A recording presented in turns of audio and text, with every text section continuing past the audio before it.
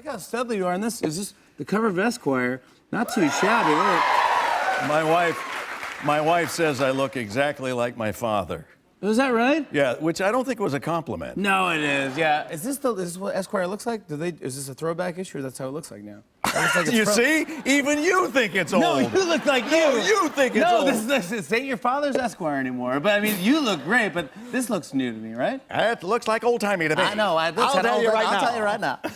It's fantastic. I want to talk about this story. You told me once, we were talking about your first performance where you knew like you crushed it. You nailed it.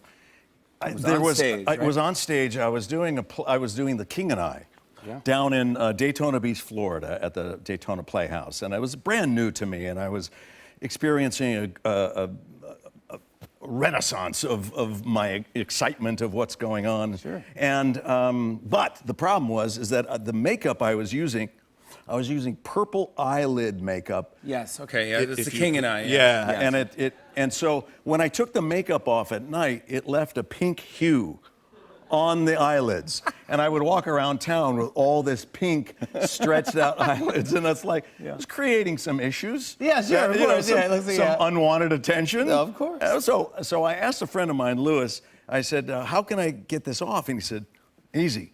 Before you put the makeup on, you put a dab of Vaseline on there, then the makeup, and when you take the tissue, it wipes completely off. Done." So the first night I did it, I put the Vaseline on, and then we put the pink, the purple hair, that's all working fine.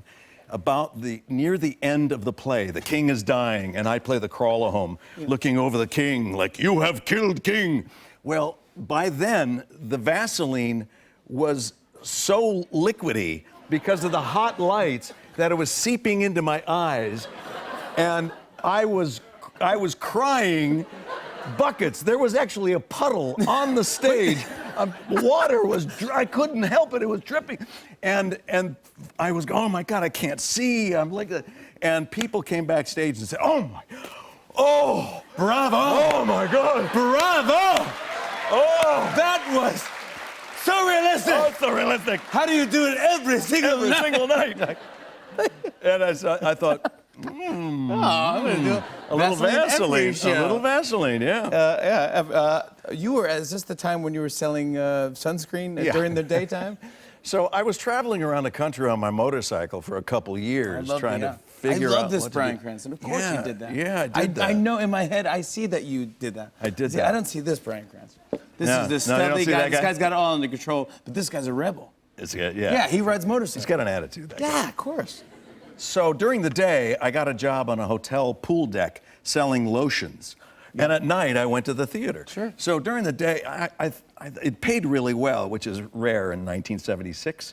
And so I had to sell these lotions, but I'm an Irish guy with white skin. And he said, "Can you do this?" I go, "Yeah, I can do it. I can sell it, I can do it." And so I would have the tourists would come down from the Northeast, and they come down, and they want a tan like that.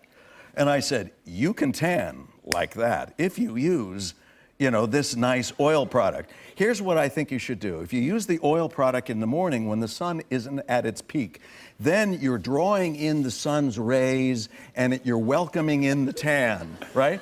Around about noon or 1 o'clock, I would go with a little sunscreen here, this lotion, and you put the lotion on, and at the end of the day, after you've started your tan, you want to seal it. You want to seal it.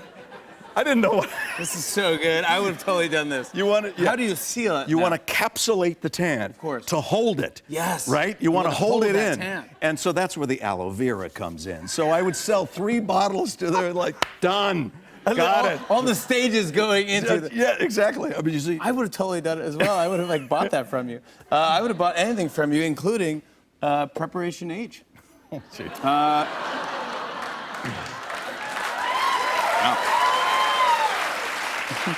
First of all, you're a stud, so it doesn't matter that you're holding a tube of Preparation H. But yeah. Did you do a lot of commercials? Was that a thing? I did a lot of commercials when I was younger, yeah. And I got those big Sally Jesse Raphael glasses. Yeah, I love those. This was in probably 1983 or something like that. I was 25 years old. And I justified it by saying, well, I'm an expert in hemorrhoids, but not a sufferer of hemorrhoids. Yeah, okay. So that makes Let's a make difference. that clear, yeah. And if you suffer from the inflammation Yeah, of, exactly. of hemorrhoidal tissue, Yeah. use Preparation H with oxygen action. Yeah, and then I don't know what that is, but then you're gonna want to then you're gonna want to seal the hemorrhoid. seal the instantly. hemorrhoid. On and on and on. I said, and it's on and on and on.